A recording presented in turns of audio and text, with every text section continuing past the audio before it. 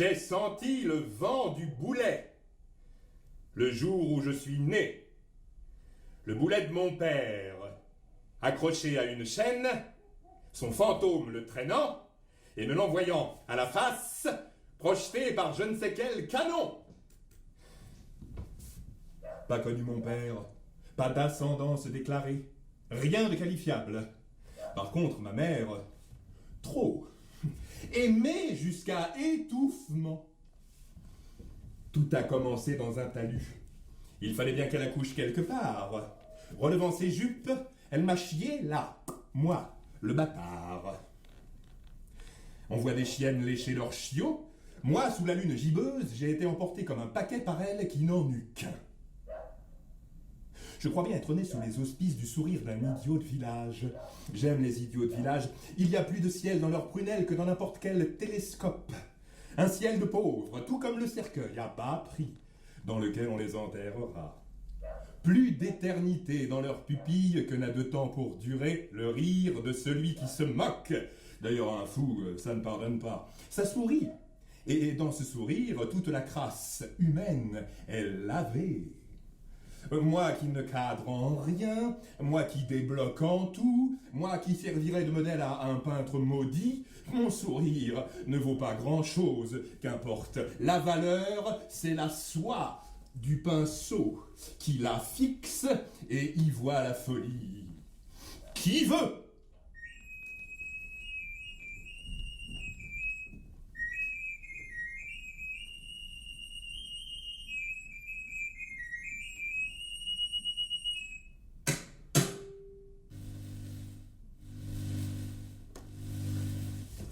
Toujours est-il que les chiens aboient sur mon passage et me chassent de ville en ville, une partie de mon pantalon déchirée aux fesses comme l'aveu d'une croupe qui prend l'air. De pauvreté, je n'ai pourtant jamais fait vœu. Oh, un bouton de culotte pour ce lobol. On dit que celui qui désire être riche ne le sera jamais autant qu'un sans le sou, étant donné que la richesse du misérable n'a pas de prix.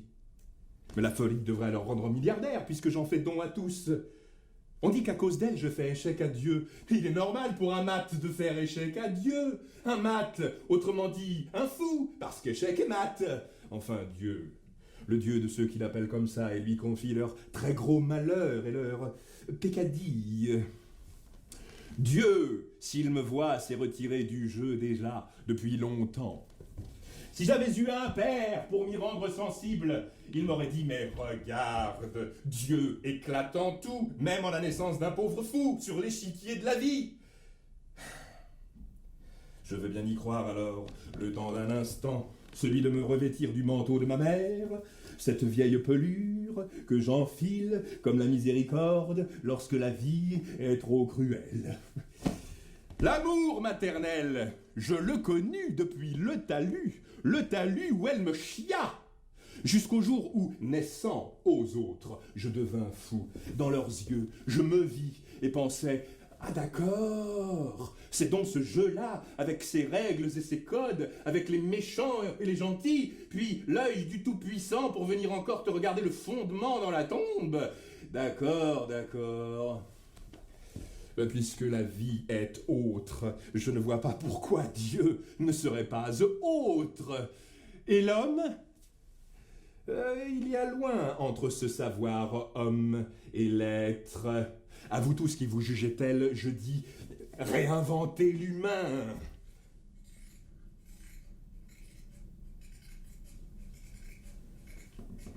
Au grand manège de l'esprit, le saint est devenu Angelot Rococo, le poète, cheval de bois, le philosophe, rengaine idiote. Mais il n'y a pas que l'orgue qui soit de barbarie, c'est l'air du temps. Quelquefois, pendre un fou réjouit la populace, vu qu'elle préfère le progrès à présent. Le progrès, jolie perspective. La populace brûlerait le temps, comme un hérétique, si le progrès pouvait l'abolir. Leur liberté, ils la veulent sans partage. Leur réussite, à portée de main, leur succès panoramique, l'escarbille qui coince le rouage de la machine est à elle seule plus forte que tous leurs plans de carrière. Ils la jugeront rock, déclencheront la foudre pour la briser, et d'un simple grain, détruiront un empire. Mais le temps ne se laisse pas enchaîner par la volonté. Reste encore à la nature d'atteindre à maturation pour qu'éclose l'œuf, et toi et moi ne pouvons qu'applaudir au résultat. Le temps est une gangue que les alchimistes que nous sommes manipulent, et du diamant dont elle accouche parfois nous laisse un sentiment d'amertume, car dans l'intervalle, l'instant est allé dans l'univers à des milliards d'années-lumière de nous. Et ça en revient au point que le mat, lorsqu'il lève la tête au ciel, pense une étoile filante. Le mat aussi ne fait que passer. Et lorsque quelqu'un a le malheur de dire « Oh, que Dieu prenne pitié !» l'envie de répondre « Reste encore à le créer », me brûle les lèvres. Je serai celui-là. Qui sait, puisque je suis fou. Mais refermons la parenthèse et considérons que pour certains, la métaphysique finit en merde, qu'on étale chaque jour sur son pain et qu'on avale, comme la vie. Comparé à la rudesse du devoir, qu'est-ce que divaguer sur l'infini? Ah, c'est inutile. Mais comme toute chose inutile, inestimable est l'attention qu'on y porte.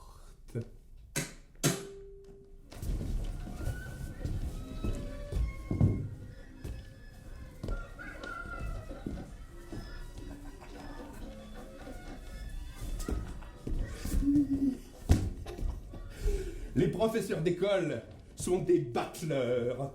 Ceux-là même qui sont chargés de vous apprendre la vie sortent à la place un jeu de cartes. Si on m'avait dit qu'on jouerait au bonneto avec moi, peut-être aurais-je deviné l'escroquerie. Le bonneto en question consiste à faire passer la connaissance d'une paume de main à l'autre et à demander où est-elle. Et bien souvent, si l'on se trompe, c'est parce qu'on n'a pas été aussi rapide ou aussi malin que le professeur. L'école ne pardonne pas la confusion, et on la corrige, c'est une erreur. Le fou, lorsqu'il est enfant, ne suppose même pas d'où elle vient. C'est plus tard, quand il en démêle les fils paternels, qu'il peut en faire son soutien. La confusion est ma folle alliée. Enfant déjà, je m'attachais à faire des mésalliances, des unions adultérines de mots et d'images. Je voulais faire éclore le paradoxe, jaillir la contradiction. C'est épuisant. Irriter la langue dans ses derniers retranchements est le défi du poète. Le sage, lui, est tout de cohérence et d'harmonie, point de paroxysme. Duquel des deux peut-on dire qu'il ne soit pas en attente? S'ils avaient trouvé la vérité, ils feraient silence. J'ai cru que mes professeurs d'école la connaissaient, et à force d'obéissance, c'est vissé le couvercle sur moi. Et ce n'est pas tant ce qu'on comprend qui compte, mais la faculté de travailler soi-même, sa défection. Jamais vraiment personne ne valorise celui qui d'emblée sort du sujet. La lune dans laquelle j'étais me consolait et me consolerait toujours. Du moins à l'école, aurais-je dû interdire qu'une autre lune, une jeune fille, celle-là, ne fête son anniversaire au mat qui se voulait orphelin. Oui, on ne peut pas rêver de liberté et avoir une mère. Voyez-vous, je camouflais tant bien que mal, sous les rougeurs juvéniles, la vérité qui m'empêchait de dire à celle-là que je l'aimais, car malgré toutes les raisons qu'on se forge, l'amour est une chose hautement inflammable, et le remettre indéfiniment à plus tard, c'est faire d'un cœur qui bat 2 ventricules à regret.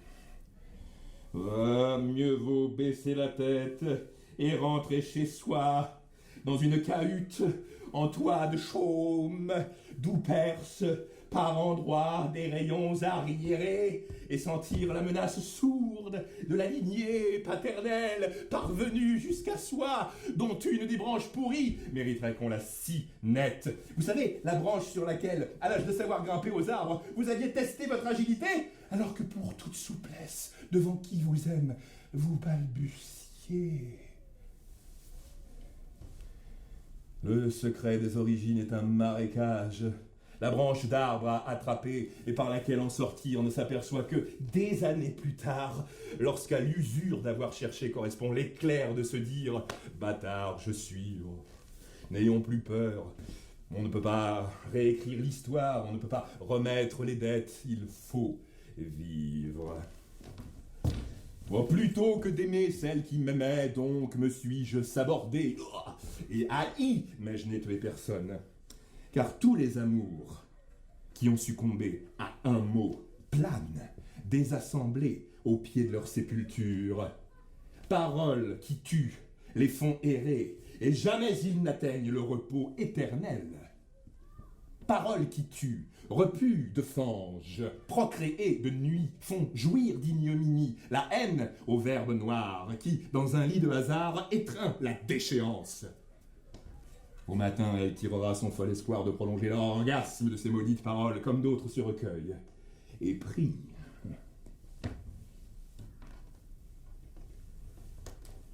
Athée, mais pas dénué d'espérance, j'élève quelquefois ma pensée, mais pas comme on veut, car les professionnels de l'Église ont cette fâcheuse tendance de contrôler la façon dont toi, pauvre mortel, tu iras, dans tes élans les plus intimes, vers Dieu. Se sont-ils demandé ce que cette énigme pensait d'eux? Se sont-ils demandé si elle contresignait leur lavage de cerveau? Se sont-ils demandé à quoi rêve le moucheron quand il flamboie au couchant? On en retrouve certains suicidés dans l'eau bénite. Le moucheron humain se pose la question de Dieu à la démesure de son insignifiance. Dieu est au-delà de tout concept, et dire ce nom qu'il nomme Dieu, s'il est, c'est perdre son temps. Dieu. Pourquoi l'avoir cloué sur un morceau de bois? La croix n'est-elle pas inscrite dans l'apesanteur? Nous devons tomber. L'énergie de la matière, si elle se convertit, nous réserve quelle surprise après la mort? Le galet que la mer érode jusqu'à disparition, que devient-il? Le mat, voyez-vous, possède assez de folie pour animer un galet d'intention divine. Dieu est un galet que le monde érode jusqu'à son évanescence, absolue, infinie, dans une coquille de rien. Et j'affirme qu'être en lui est aussi intenable qu'hors de lui. Ah, je souffre d'une énigme qui me laisse dans l'aridité. Mon destin spirituel est aussi sec que la possibilité de le réaliser. Trop tard. Le fou parle. Nous parlons. Il parle. Cela parle. Et tout et tous sont en moi. Et je suis tout et tous.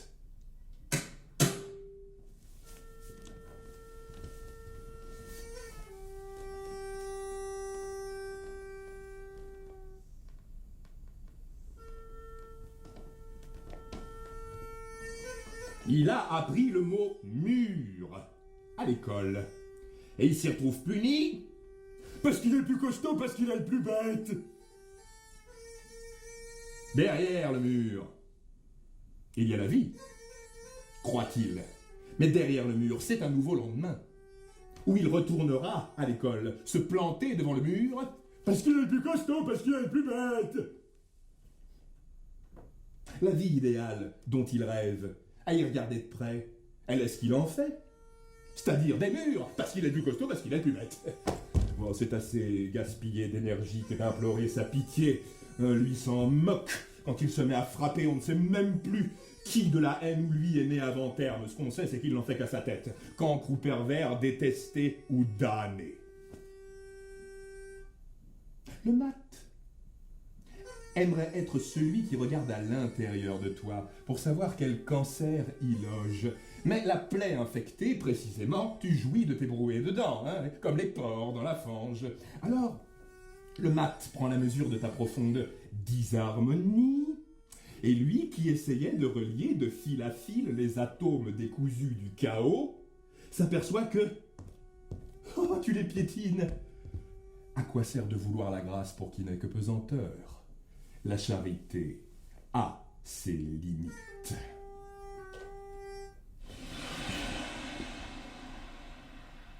L'autre jour, je voyais un pauvre R, roulé en boule dans ce qui lui restait d'oripeau, traînant là sur une banquette de métro. Je le voyais muré dans son hiver, à 2 encablures de moi, et tandis qu'un agent du nettoyage extrayait de la poubelle des emballages hors d'usage, je me demandais, lui, déchet parmi les déchets, quand on viendrait le ramasser? Tous ceux qui tombent, on ne veut pas les voir, et on les repousse comme un reste dans l'assiette qui revient du banc de la vie pleine de santé, empuantir. Et plus le flux de ces hors-la-vie grossit, plus il se dissémine dans les angles. La plus grande maladie dont nous soyons atteints est de croire que notre idéal d'une vie meilleure ne soit pas partagé par un déchet. Et nous sauvons les meubles en nous raccrochant à nos propriétés, à commencer par le corps, dont on bouche les narines, qu'on raidit, dont on clôt les yeux, nos propriétés. C'est la peur qu'on nous les enlève qui nous fait lever le matin pour rejoindre la cohorte qui pense de même et s'entasse dans les bouchons, les trains, les bus. Le pauvre R, lui, n'a plus la jouissance de son temps.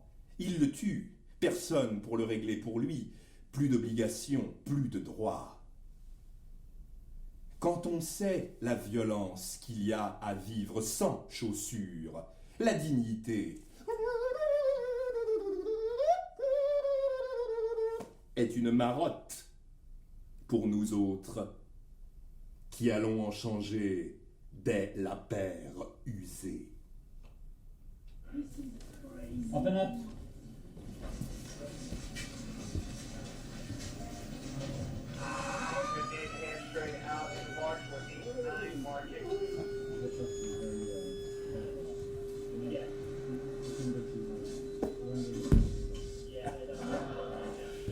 Ah, drôle de guerre, hein? Motivé par un front dont les lignes bougent en même temps que les valeurs boursières. Drôle de combattant, hein? Cravaté, amidonné, quant à soi homologué, et explosion de pixels.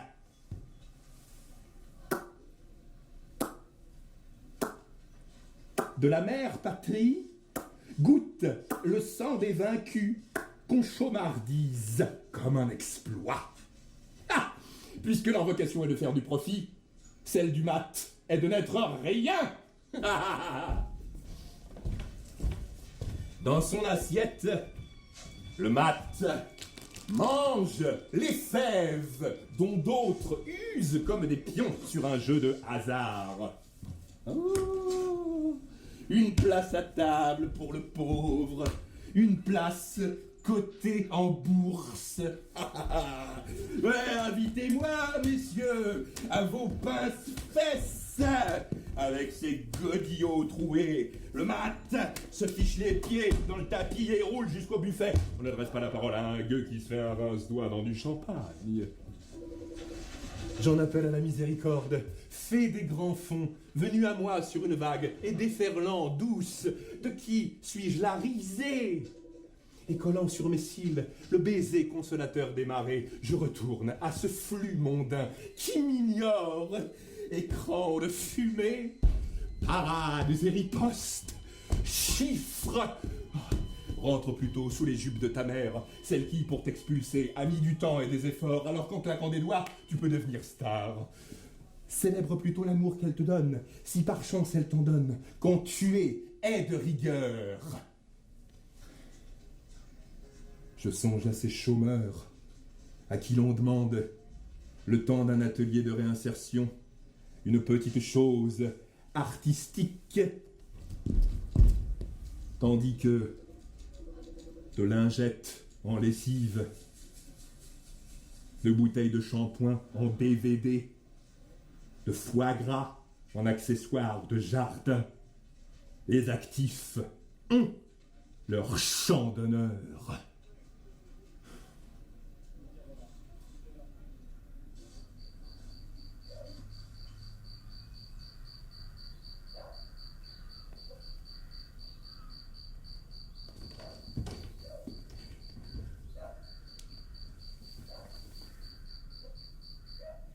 Regarder les lucioles à la tombée de la nuit est quelque chose de fascinant.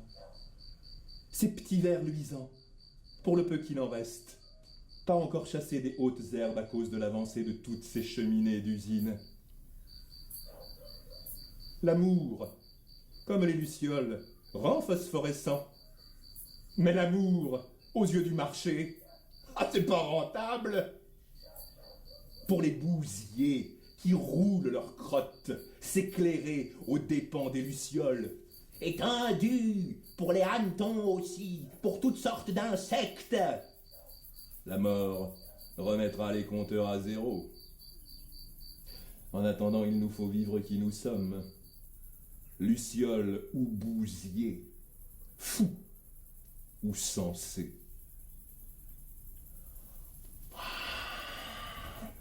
Mais regardez ce que vous êtes, Madame la Raison. Regardez-vous en moi qui me masque de vous.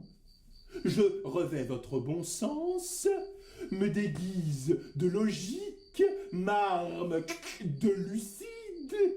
Oh, mais vous qui vouliez mettre à nu la folie, êtes ridicule. Vous grelottez, on dirait. Aimeriez-vous vous couvrir du manteau de miséricorde? Hélas, il n'est réservé qu'aux très pauvres d'esprit.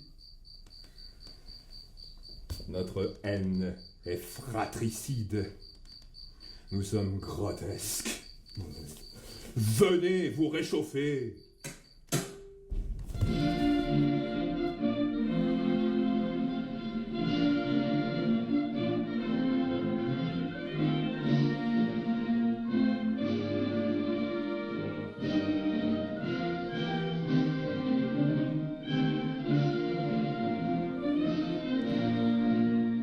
Il y a une claque à toute institution. Une claque, comme au spectacle. Un premier rang d'applaudisseurs et à l'arrière, les suiveurs. Les ors de la République sont prétexte à des extases feintes et de savantes corruptions. Ne demandez pas à l'âne que je suis, si la carotte au bout du bâton de l'institution est bonne, occupé qu'il est à ne pas avancer. Plein de cet orgueil d'imposer mes vues, je préfère faire du surplace, en attendant que ça se lève. Mais oh, l'horizon de l'institution, je le crains, c'est l'immobilisme. Aussi, nous regardons-nous tous deux, plein de défiance. J'ai malheureusement décidé de prendre la parole, et au lieu de faire dans le consensus arrondi, j'observe que ceux qui le font finalement braient. Il y a donc plus âne que moi. Oh, mais tous ces gratte-papiers qui se protègent derrière leurs porte-serviettes ont des rations pour l'univers. On les nourrira de circulaires et de procédures, tandis qu'immobile et dans les fribas, je prêche dans le désert affamé.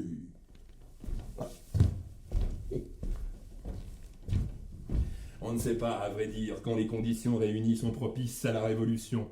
Ce qu'on sait, par contre, c'est lorsqu'au hasard d'une fouille archéologique, on déterre des ossements, qu'il y a eu génocide. Et le génocide est plus puissant quand il y a prescription, car l'institution verse dans la déploration impuissante, vu que le mal est fait. Ce qui fait rire, c'est que les bureaucrates sont souvent à l'origine du génocide, mais eux, quand ils mourront de leur belle mort, ils auront une sépulture ad hoc. Tout crime contre l'humanité profite de ce que les suiveurs suivent pour que l'intronisé y exhorte. On en a vu regretter que la mort fût pour l'éternité, alors qu'ils auraient voulu fixer un pied sur le cadavre face à l'objectif, l'instant du trépas. Singer Dieu, Quand on n'est qu'une bête, les tyrans savent s'y employer. Et bien qu'on les renverse, il y a toujours quelqu'un pour regretter qu'avant, quand on avait la dictature au pays, au moins, on n'avait pas la famine, hein. Le peuple a des tendresses pour qui donne le fouet.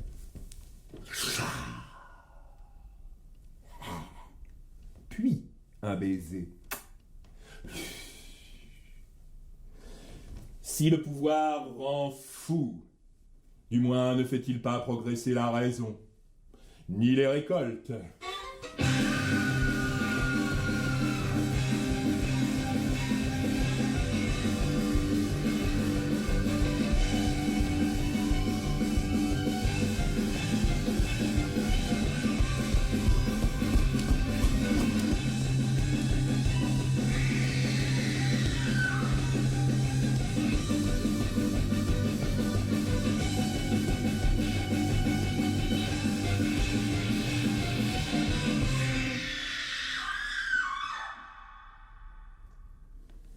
On nous met à tremper dans des barils qui puent et on nous entasse dans des hangars. On nous fait mariner pour la fumaison. Fumaison fait maison. Au bon soin des harangueurs, lesquels sur la surface du globe se pressent de nous saler pour vite qu'on nous dessèche. Et les harangueurs se repassent les barils en les faisant tourner sur leurs arceaux, tandis qu'impuissants, nous subissons ces virevoltes. Nous serons fumés en place publique, comme des hérétiques, pour avoir soutenu que la liberté était possible, qu'il suffisait d'ouvrir les yeux. Semblerait cependant qu'on en écoute quelques-uns. Moi, ma dernière volonté serait de faire renverser toute cette saumure pour déborder les océans et que les continents soient noyés par mon fiel. Et moi, je rêve d'être relâché dans la Baltique et de pouvoir nager sans rime ni raison pour éprouver tout mon content de poisson. Moi, je voudrais parler à quelqu'un et demander à sortir d'où je ne suis jamais entré, c'est-à-dire la vie. La vie, Répond le harangueur. on y entre à l'horizontale, on en ressort à l'horizontale. Qu'est-ce que tu nous chantes? Et à supposer que la vie soit une spirale qui se revient. Répond le hareng. Une spirale qui se revient. Oui, une spirale qui se revient. Une spirale n'a ni commencement, ni fin. T'es un intello, toi. Un hareng, un télo. T'es un harangueur, toi. Une espèce de cono. Attends. Je vais te fendre en deux. Ouais. Je vais te tailler en pièces, moi, jusqu'aux arêtes. Du moins, si tu as faim, déposerai-je dans tes entrailles des vers, une colonie d'asticots qui ira fleurir tes intestins. Quoi? Devant la tombe, hélas. Je crains que nous soyons tous égaux. Oh, salopard! Je peux t'imaginer cadavre. Providence pour un corbeau croulant. Le dit corbeau allant à la mer, plouf par mégarde, proie des krills, eux-mêmes. Et enfin, festin pour les harengs. Tu vois bien que tu vas finir dans le ventre de celui sur le dos duquel tu t'engraisses. Tu vas la boucler, ta gueule! Plutôt qu'obliger les harengs à suivre votre fumaison sympa. Plutôt qu'en futur sacrifiés, ils souscrivent à l'extinction avec le sourire. Ouvrez donc des salons où la démocratie se discute. Des quoi? Des fumoirs avec fenêtres. Des fumoirs avec cendriers. Des fumoirs où la condition de hareng ne soit pas traitée comme une maladie mentale. Détiens-tu la vérité? Non! Et tu vas continuer longtemps à tuer des vies sans défense? Des vies! de hareng.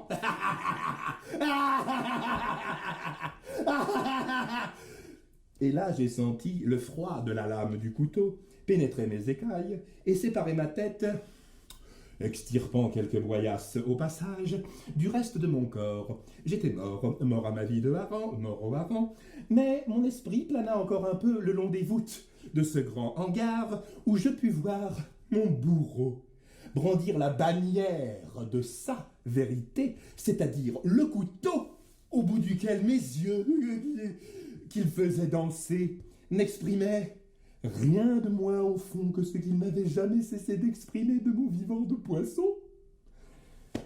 Une indifférence absolue.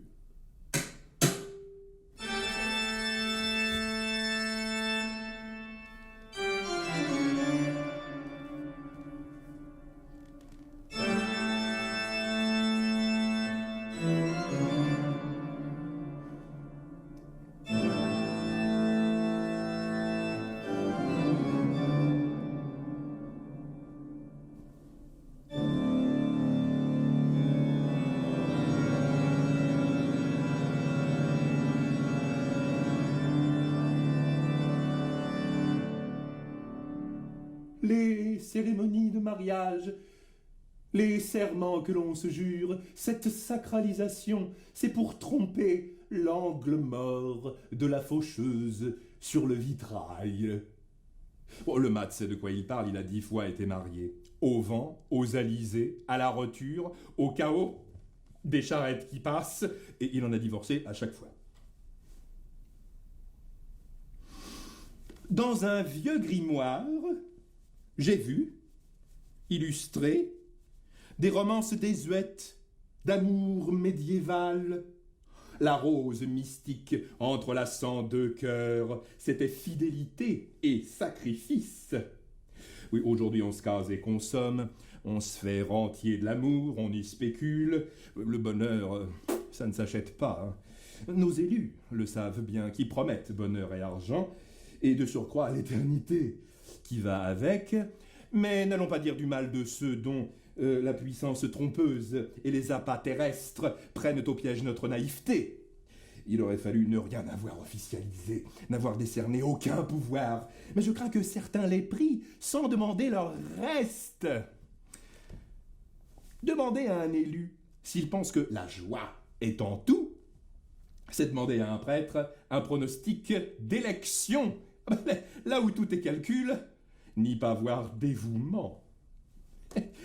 Je connais des politiciens maris de ne pas manier le goupillon, et des prélats habiles au conclave du pape.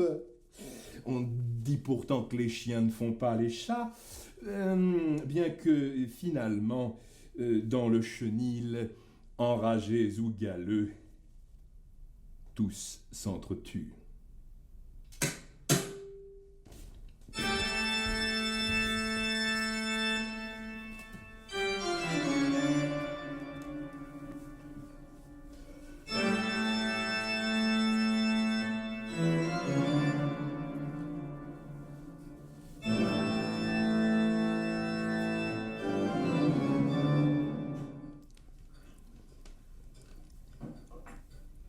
Dieu est l'affaire de l'Église. L'essentiel est dans le cantique. Pour ce qui est du plaisir charnel, je ne peux pas vous dire. J'ai mes pauvres à m'occuper.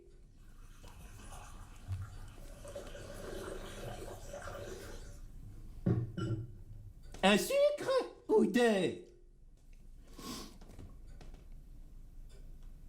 L'autre jour, pour passer la nuit, l'un m'a dit qu'il préférait encore sa grille d'aération de métro au centre d'hébergement que je lui proposais. Je proteste énergiquement. Il est dit dans l'Apocalypse, Babylone, repère des démons. Vous êtes sûr que vous ne voulez pas un gâteau sec avec votre thé? Vous ne pouvez pas le savoir. Il n'est ni français ni catholique. Mais Babylone, c'est l'immonde cité. Et bien évidemment, j'ai une chambre d'amis. Ah, écoutez, je suis désolé. Je ne peux pas prendre sur moi les péchés de cet homme, malgré la compassion que j'en ai. Hein. Ce sont des gens qui, au pays, discréditent la femme, juste bonne au ménage et à élever les enfants. Oh, je ne discute pas qu'elles arrivent vierges au mariage, cela me semble, même en Occident, le minimum, mais c'est surtout qu'ils les obligent au silence et pratiquent un cuit forcé. Le plaisir et moi? Vous ne voulez pas un gâteau sec? Vous êtes sûr?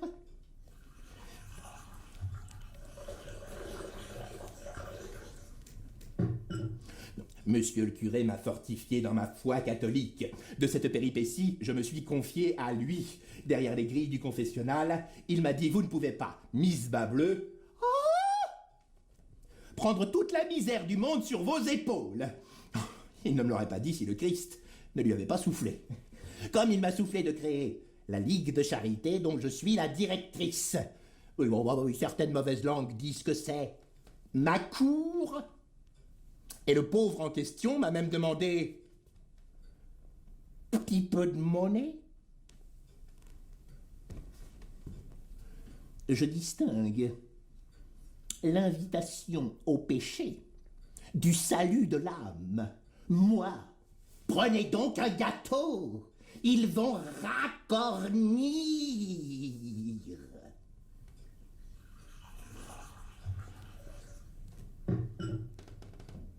Oh, j'ai été offensé. Je n'ai pas voulu aller plus loin.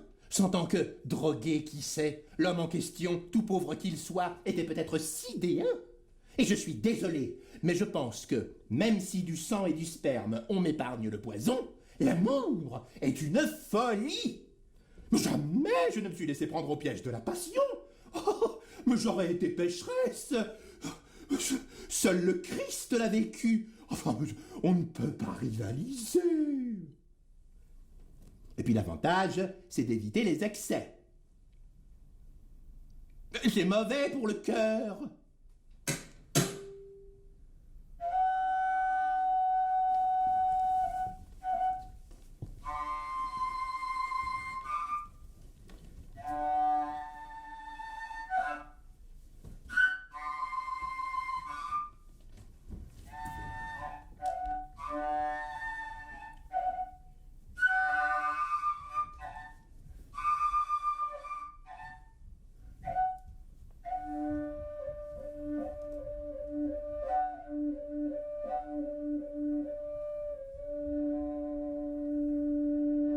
Le mat, un soir, mangeait sa pitance au son d'une danse macabre, avec envie que la terre s'ouvre, et les épouvantails de danser, et l'ivresse de tourner court, et les gens de fêter quoi?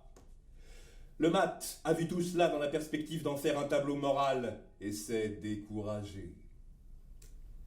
J'ai pensé à celui qui fête Noël à l'asile, à qui on offre une orange au goût de carton, désormais stabilisé. Sur un ticket de loterie, alors que la fête battait son plein, j'ai prié n'être pas tiré au sort, car il y avait un numéro, et je ne voulais pas être envahi d'une remise de prix comme une femme se fait posséder d'une jouissance non désirée. Le mat a passé son tour, s'est mis sur le bas-côté, a prié n'être d'aucun élu. L'isolement, c'est regarder un pont qui brûle en ne pensant plus rien du gué infranchissable. Et pour couper court à la solitude, je vais changer d'orientation sexuelle. Je vais me racheter une conduite, faire du sport, me mettre à un régime. Toutes les solutions m'étaient facilitées. Il n'y avait qu'à demander aux marchands. Je pouvais me réinventer, tel que les coutures auraient été invisibles. Mais plus on m'apportait de solutions, plus la question restait invariablement la même. Plus je me perdais dans le dédale des réponses, plus l'écho de l'unique interrogation martelait son glas. Qui suis-je?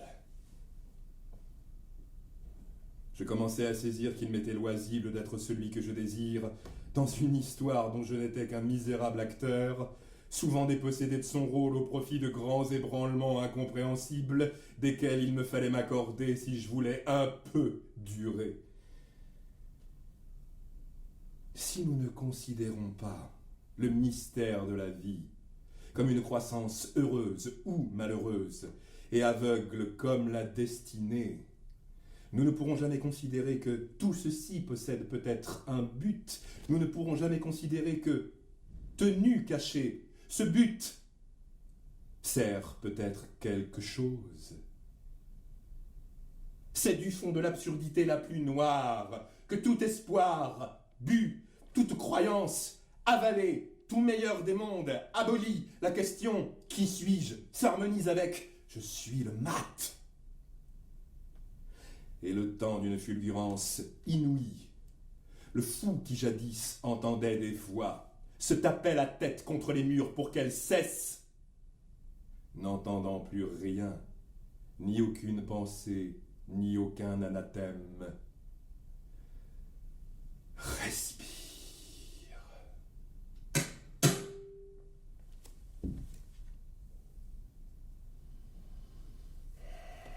Dans un petit sac, une bouture, un cadeau de sa mère pour le fou. Alors l'enfant s'en va ficher la bouture dans la terre paternelle, voir si ça fleurit, et les moisissures et les pluies en font de la charpie. Promesse d'arbre à jamais emporté, mais dont la reprise possible se trouve à l'asile.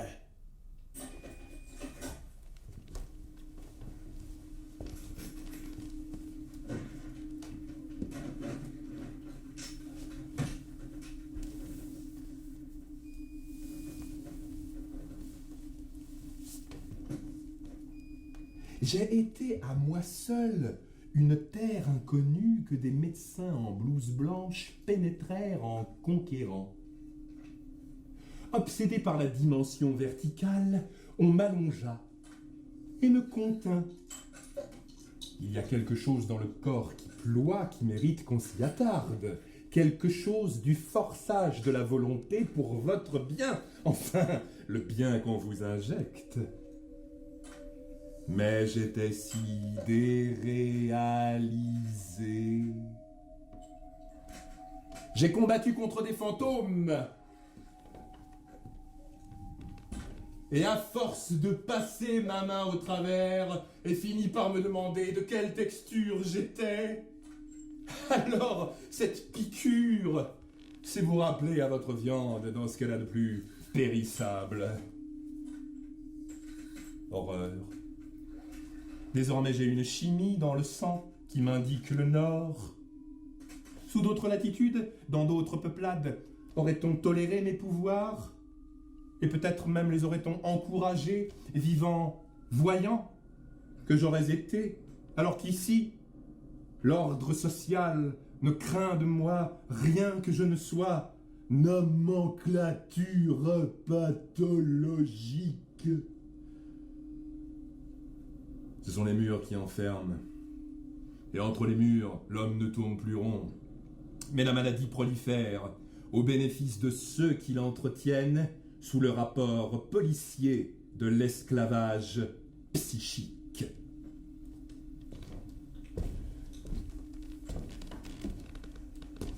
Alors les fous font ce qu'ils peuvent et s'ingénient à peupler leur ennui.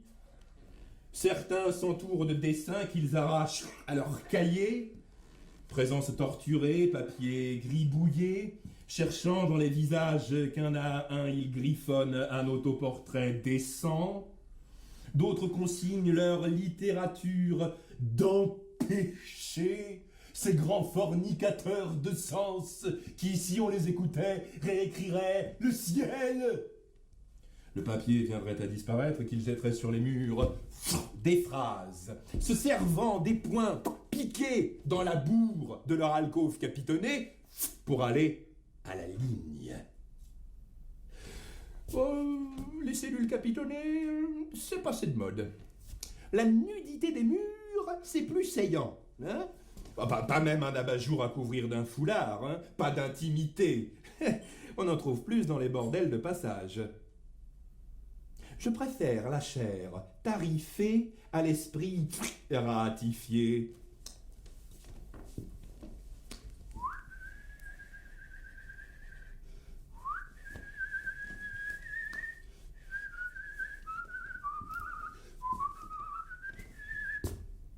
Tu ne me donnes pas un peu plus? Et comme je m'acquitte envers la fille du maigre butin de mes aumônes, C'est tout? c'est le fard gras mal étalé sur une joue, c'est la guipure trouée, la laine et l'oignon. Oh. Tu t'en fous bien que l'amour soit sacré, toi, vierge borgne. Ce qui t'intéresse, c'est, pour l'autre qui prendra ma place et que tu plumeras, le dessous du matelas en guise de porte-monnaie. Bien sûr. Le mystère des mystères gît aussi dans les entrailles d'une femme, et la machinerie charnelle conduit à l'ineffable.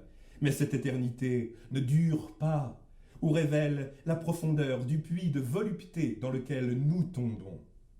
Moi, y chutant, ne puis-je qu'appeler ma mère? Maman! Souvenir de seins lourds et d'aréoles d'où goûte le lait nourricier. L'amour maternel consacre plus de tendresse que n'en auront jamais les amours de passe-partout. Mais l'amour maternel, ce n'est pas l'amour d'une femme. L'impulsion première serait de s'y pendre comme un nourrisson à un mamelon, alors que l'amour d'une femme fait grandir. Adulte, je ne veux pas devenir clairvoyant. J'aimerais.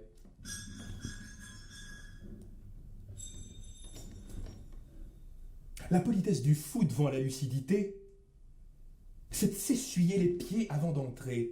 Mais comme tout le monde prend le fou pour un paillasson, autant entrer sans frapper, hein? Aimer, c'est n'attendre rien et partager l'imprévisible.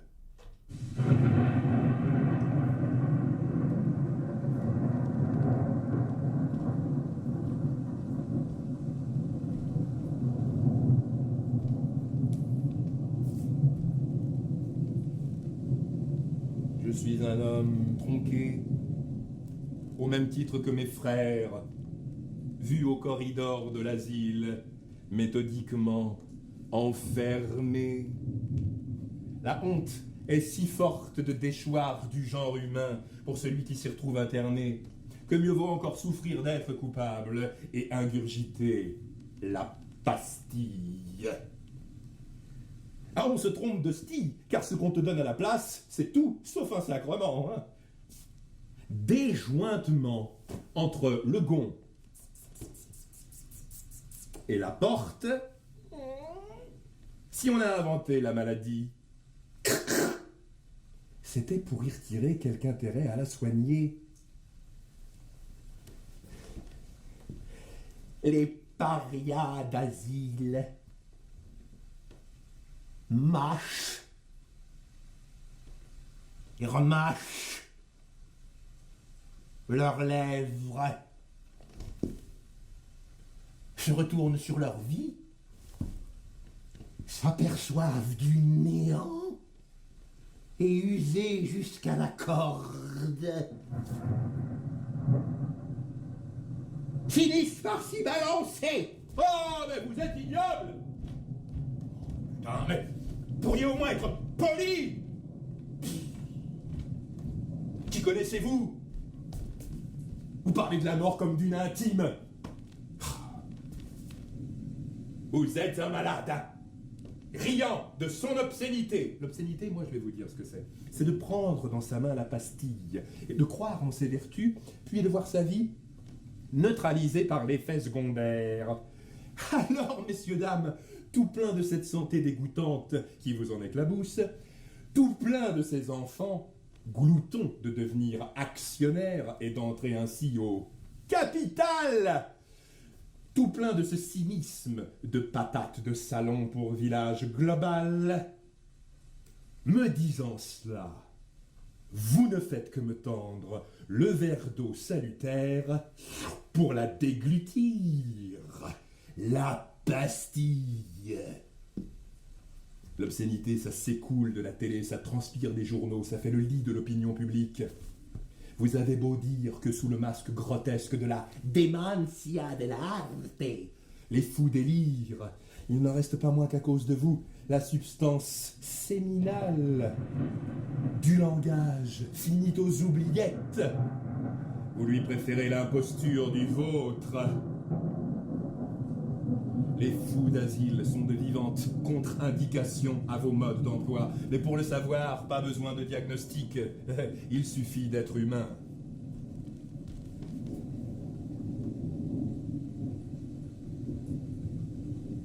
Allumez vos veilleuses, mes frères les fous. Flac est la bougie, une fois fondue. Homme non reconstitué, vous seul savez le goût de cire qu'on vous sert au cœur. Il n'y a pas de Dieu, il n'y a pas de Christ, rien qui soit né qui ne soit périssable. Le jugement dernier, c'est le jugement des hommes, le paradis et l'enfer, ici et maintenant. Nous avons fait de Dieu le réceptacle de nos peurs et de notre impuissance et de notre incapacité à nous résigner à la condition mortelle. Nous devons prioritairement vivre dans la réalité, cela suppose se défaire des chimères. Dieu en est une, au même titre que ces visions, ces hallucinations, ces rêves qui empoisonnent l'existence. Je ne peux pas les détacher de moi pour autant. Ils sont ce que la folie a daigné consentir à mon édification personnelle. J'ai grandi avec.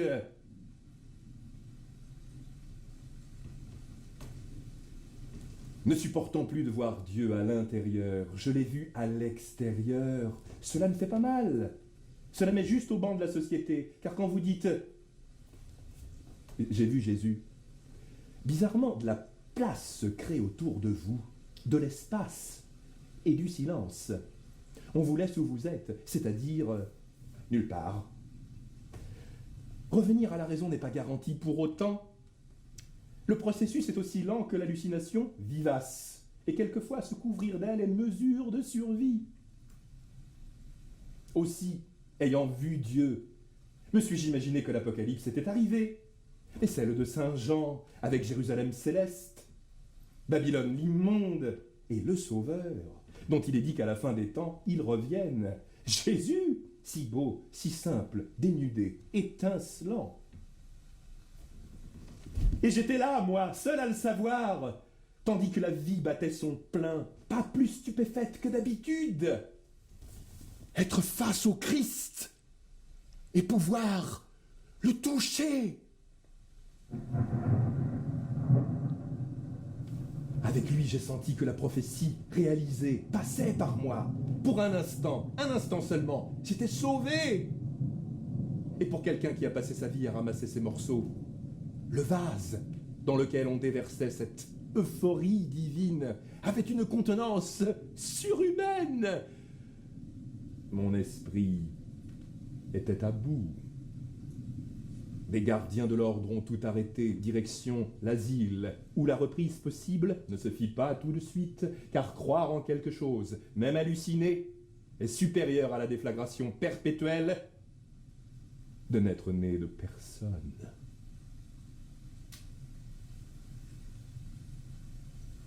Vous ne me surprendrez plus à haranguer l'orage, lorsque, dans le fracas urbain, tous me croisent sans un égard.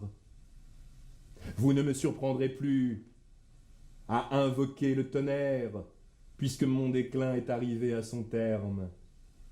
Vous me surprendrez à accorder mes nerfs avec ma lyre, et à en extraire, au lieu de sons discordants, la petite musique de celui qui veut vivre.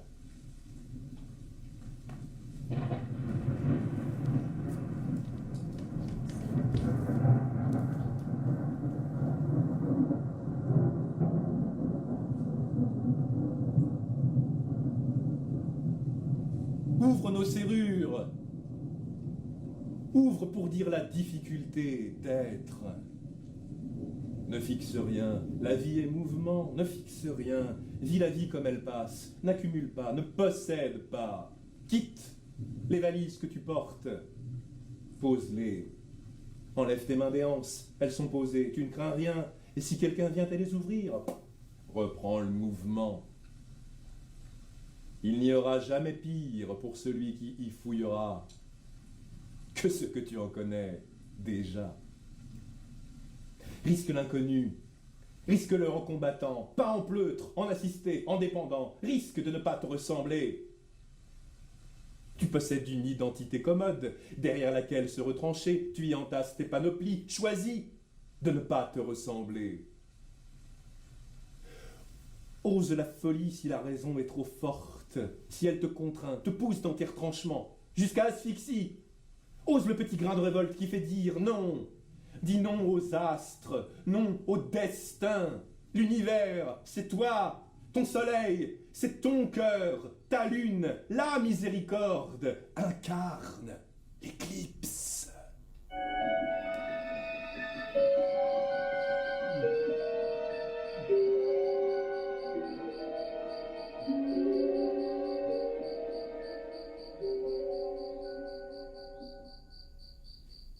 Au commencement, Dieu créa le ciel, la terre et la bassine, dans laquelle sa mère lava ses pieds percés au fou.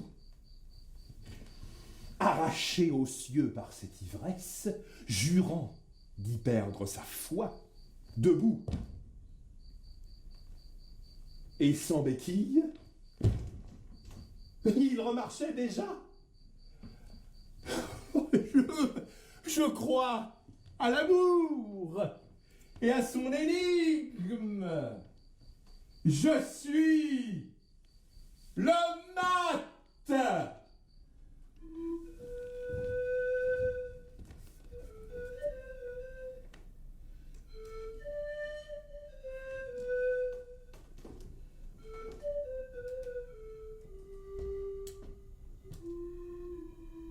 Il n'est pas chrétien, le fou.